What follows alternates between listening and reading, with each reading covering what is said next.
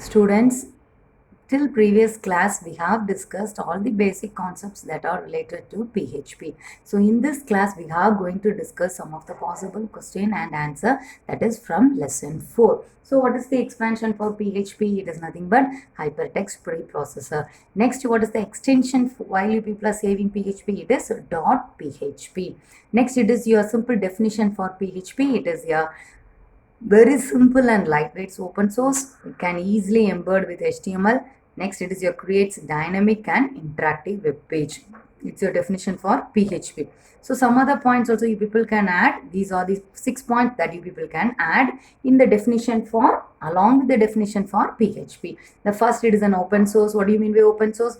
It is freely available on the internet for you. Next, it is case sensitive. Case sensitive means there is a difference between capital letters and small letters. Next, it's a security program language, flexible program language, platform independent program. What do you mean by platform independent? What is the program that you people are creating in PHP? It will run on Unix environment, Linux, similarly in your Windows also. Next, it is your server-side scripting language. This is the important point in PHP. Next, general points that are related to PHP. First, while you people are writing the program in PHP, it must always begins with less than question mark PHP, and it must, after completing the whole program, it must end with question mark greater than symbol. Next, you people are having the next one. It is your how you people are going to write a command line. Command line means just it is for the understanding of the user and it will not be executed by the computer. For that one, you have to use double slash or hash symbol, both of them. In two, people can use any one. The next, it is for new line character. What do you mean by new line?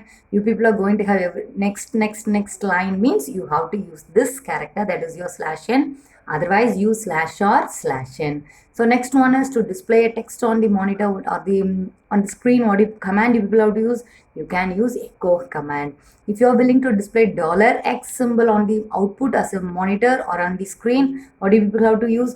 You have to use the command echo $. Double time you will be having. Next, you will be having the text that you people are willing to display. Next, it is the definition for server. What is the definition? It is a high performance machine. It can run more than one application concurrently. Also a service provider. This is your definition for server. This is just the definition for client. Okay, well, it's a separate hardware machine. It could send the request and receive the response. It's also a service requester. Next, you people are going to have the definition for web server. Web server means what? Web server is a software running in server hardware.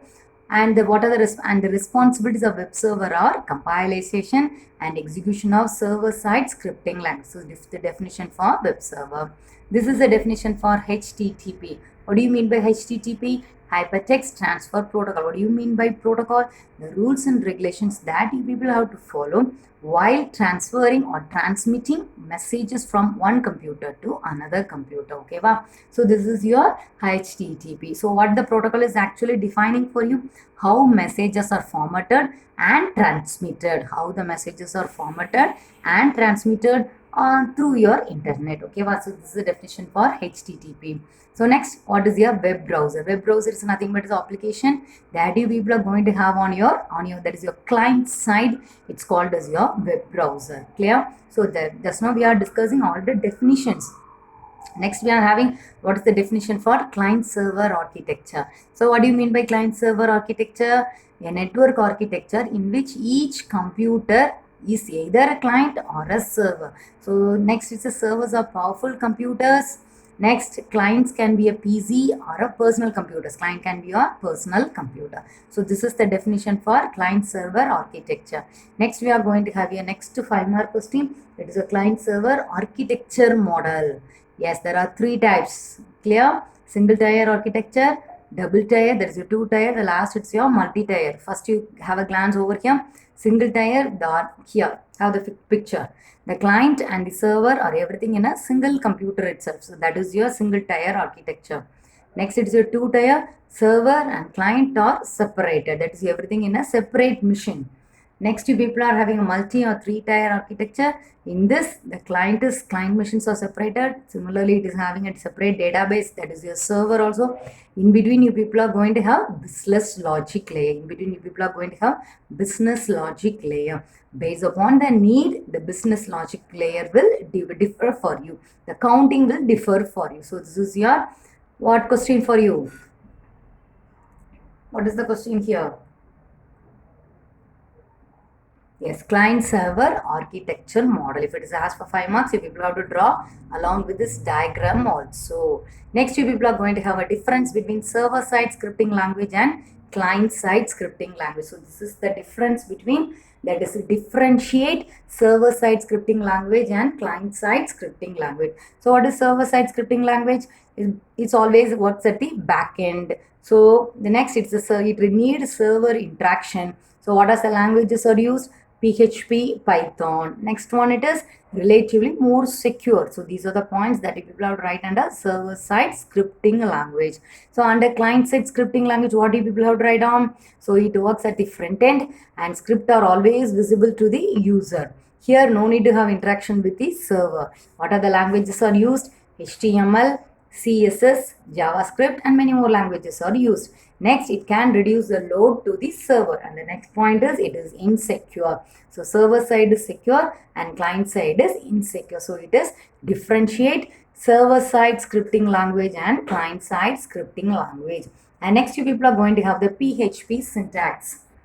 So write about PHP syntax and its types. So here you people are having 3 types of syntax. The first, it is your default. Yes, this is along with the way it has to begin, and along with an example you have to write down. Next, it is your short open tags. Along with the example, there is your syntax you must. Next, it is your HTML script embed tags. So these are the 3 types of PHP syntax. Next, you people are going to discuss variables in PHP. So variables, so this is the definition for variables. Variables are storage location.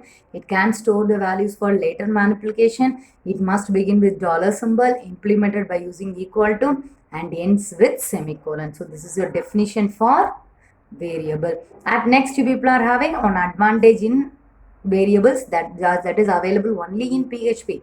That is, you no need to specify the data type. What data type you people are willing to use, no need to specify that one yearly. Next, you people are going to have rules for variable declaration. So write the rules for variable declaration means you have to write down these 3 points. It must begin with a dollar symbol, never start with a number, variable names are case sensitive. Next, you must give an example also. So these are coming under define variable, and what are the rules that you have to follow while you are declaring a variable. So clear? So next, you people are going to have the next one. It's your important 5-mark question, that is PHP data types. It is your PHP data types. So these are the 8 data types available. So these and all already we have discussed while handling the class itself. Okay, ba? So I am repeating everything for you, that's all. So under PHP data types, you have to write these 8. So totally 13 data types are available. In that 8 only we are frequently using. The first it is your string, integer, float, boolean, array, object, null. And last you people are having it is your resources. So these points will be coming under PHP data types. Next, you people are going to have the next one. It is your operators in PHP. Operator, or what do you mean by operator? It is just a symbol which is used to perform mathematical and logical operation in programming language. So operators are nothing but it's a symbol. So this point you have to write. Then only you have to proceed with the what are the types of operators in PHP. First, it is a definition you must write. Then only you will be having all the types of operators. The next type you people are having, it is your arithmetic operator. Write the heading and put a tabular column, or by point you people write the symbol, operator name. Next, it must have the purpose. So this is your arithmetic operator. Next, you people are having your assignment operator. You must have the 3 tabular column. Description is a must. Next, you people are having the comparison operator. Next, you people are having the increment and decrement operators. Next, you people are having the logical operators. So here the example also you have to write. Then you must write the result also. So symbol is a must. Next, you people are having the string operator. So these are the operators that you people are having. These are the types of operators that you people are having under operators in PHP. So clear with the what are the questions, possible questions that you will be having from this lesson. That is your lesson 4. These are the possible questions. 1 mark we have discussed. What are the definitions and all we have discussed. What are the possible detailed and all we have discussed. So clear with the topics whatever we have discussed by now. Yes, thank you students.